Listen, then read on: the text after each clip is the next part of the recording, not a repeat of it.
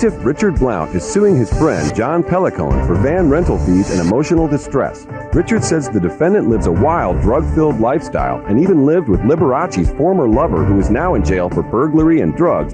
John admits to using drugs, but he says Richard is suing the wrong person because he rented the van for his friend. Richard Blount is suing his former friend for van rental fees and emotional distress. And the defendant is John Pellicone. Is that correct? Yes, it is. All right, Richard, how are you today? I'm doing fine, thank you. Why are you here? I'm actually here because of the process of trying to retain the money that I lent Tony for the use of a van. Who's Tony? Yeah, I do make a mistake by calling him Tony. His actual name is John. So you're talking about this guy? Yes, I am. His name is John. Tony. Yeah. All right.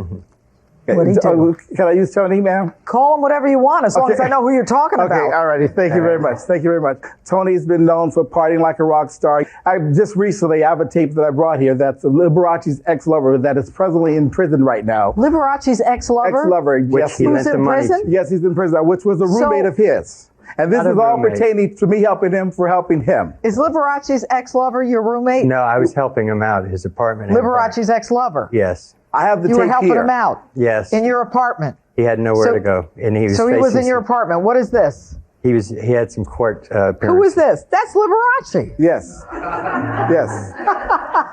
I'm dying to hear this, so let's go. Scott Thorson was Liberace's lover for 5 years, but in 1982 he filed a palimony suit against Liberace for $113 million. He settled out of court for just $95,000. Thorson wrote a tell-all book in 1988, a year after Liberace died. November 2006, police arrested Thorson, charging him with trying to steal things at the Rancho Mirage Home Depot.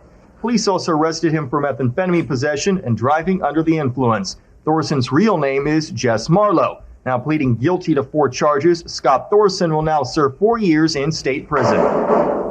That's who he lent the money to. He was renting. Do you know this guy?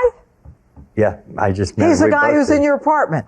Well, he was only there That's temporary. a yes or no. Was he in your apartment? Yes. Keep telling me. Okay, what's going on. okay. And what basically happened from this point on June the 2nd, Tony just had to go to the court. I was telling to Tony that, normally when I go out of town, I rent a car because if something does happen, if the car breaks down, I can call and have them bring me another. He had never been to Los Angeles before, so I went down with him to Enterprise to rent a car. I have a car, by the way.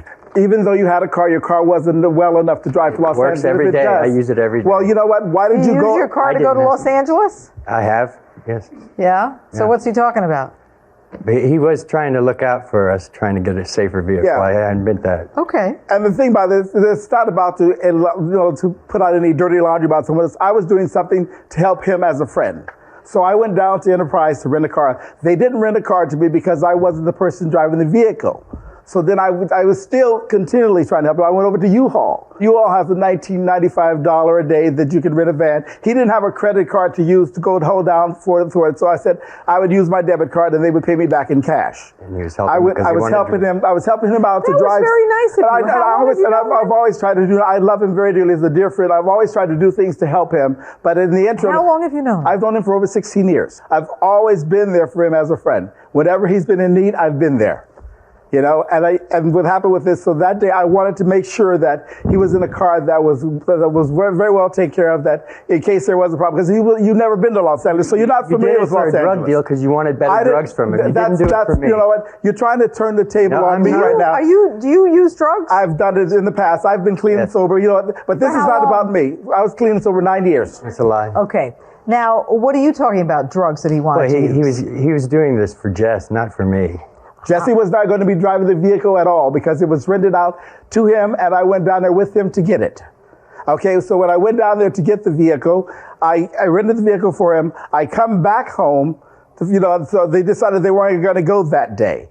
So then No, it was the attorneys had a murder trial and he couldn't take us that day. Okay, but then the second day... Were you going to visit a lawyer? Yeah, he was going to visit a lawyer. For who, Jess? For Jess. Jess was going to... How many problems does he have? A lot. And he had a lot of problems. Where is he now? In jail. Oh, he's in jail. They gave him 4 years. Yeah, he's in jail. That's why we're here. And that's why, So Jess lived with you for a while? Just a little while. It's all about, Judge, I was concerned about Tony's well-interest because I knew that this guy had a reputation that if something would have happened to Jesse, I don't think they would have come in and hurt Jesse alone. They would have gotten him too.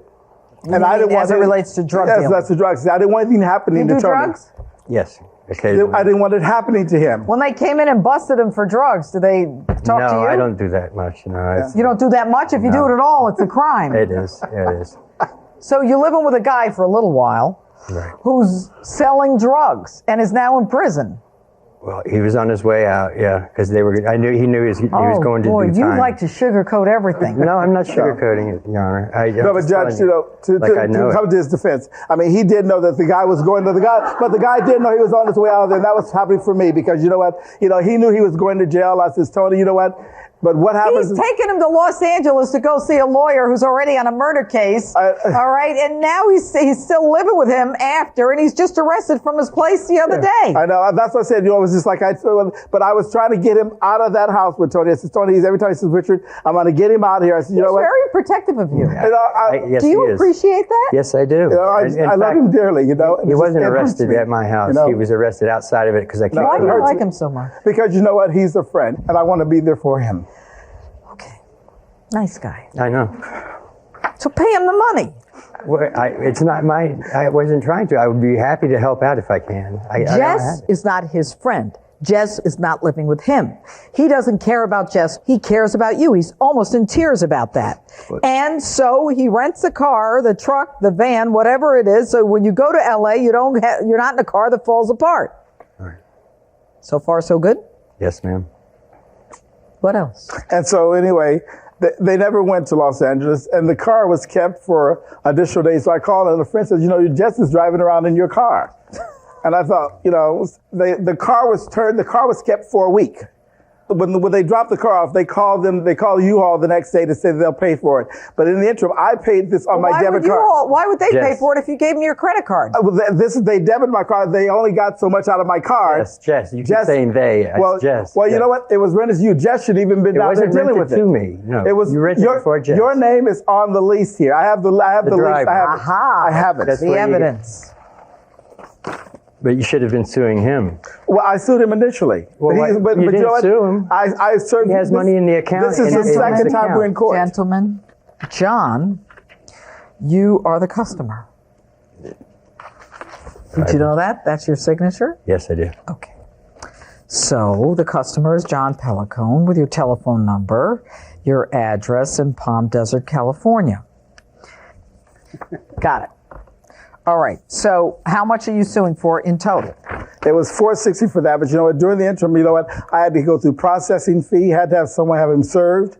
Talk to me. You're dying to talk, so talk. Well, he took advantage of both of us, obviously. Who, Jess? Jess did, yeah. What are the circumstances that involve the rental of this van? How does he even know that you guys need a van to go see Jess's lawyer in Los Angeles? Because he hung it up at my place all the time. We were good friends at the time. Okay. And he knew the situation.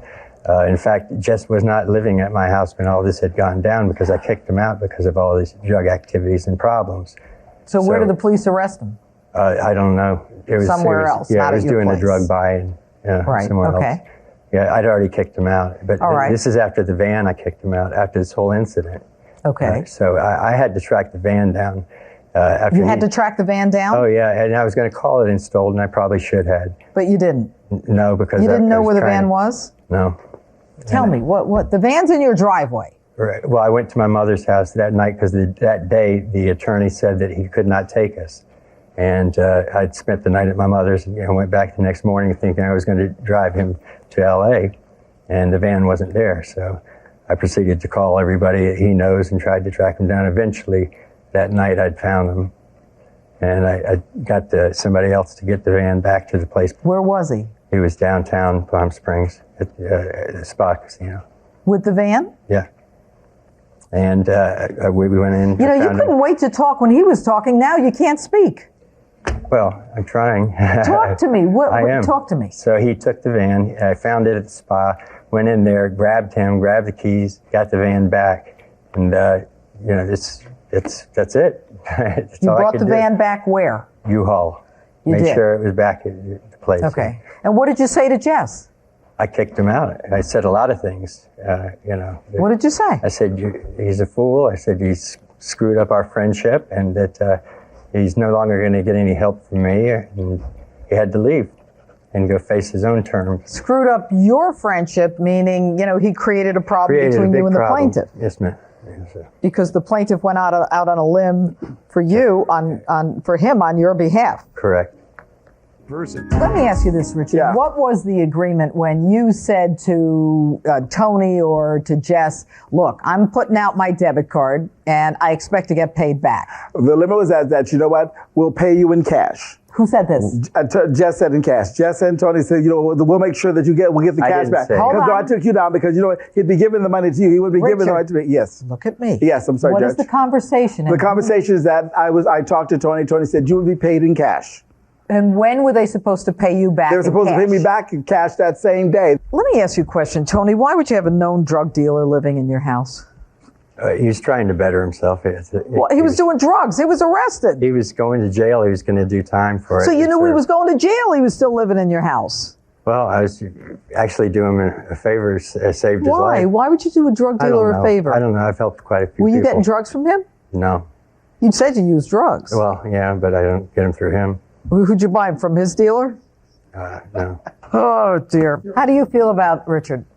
No, I love him. He's a Good. part of the family. All right, good. That's good news. All right. The issue for the court is whether the defendant is liable to the plaintiff for van rental fees. And the plaintiff is also saying, by the way, he suffered emotional distress.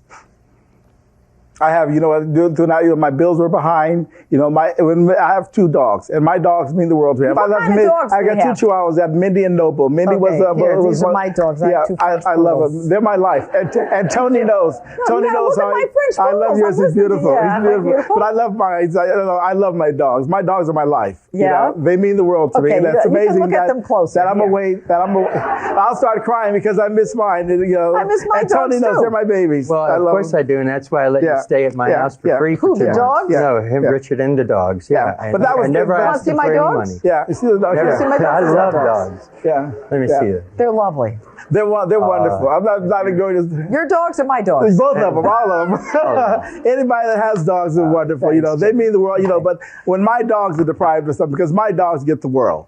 I mean, I treat my dogs like human. What, did they suffer emotional Oh, distress? they did. They didn't get their pepperonis. They don't eat pepperonis. They don't eat dog biscuits. They got a place to stay. Yeah, but that's fine. But I have a home right now. I have a wonderful home, and I live alone. I don't have to have anyone in my home. It is undisputed that the plaintiff rented a van for the defendant and his then friend who was living with him for a short time, who had previously had a relationship with Liberace. There's no question in my mind that the plaintiff did this for you. The plaintiff has tremendous concern for you. And I might have been on the fence, except what makes it perfectly clear legally is that you were the customer. You signed the rental agreement. Correct. Therefore, the plaintiff claims that not only did you, as the person who signed the rental agreement, not only does it make you responsible, but he also testified that you indicated that you guys would pay, that Jess would pay the cash. It's no wonder Jess has cash. The guy's a drug dealer and in jail now. So, the plaintiff's claim for van rental fees of $460 is granted. Your request for emotional distress is not granted. That is not so outrageous that it would cost you or cause you to suffer the kind of stress that the courts envision as a real emotional distress. With the $460, you will be able to buy your pepperonis for your babies, and verdict therefore is for the plaintiff. So ordered.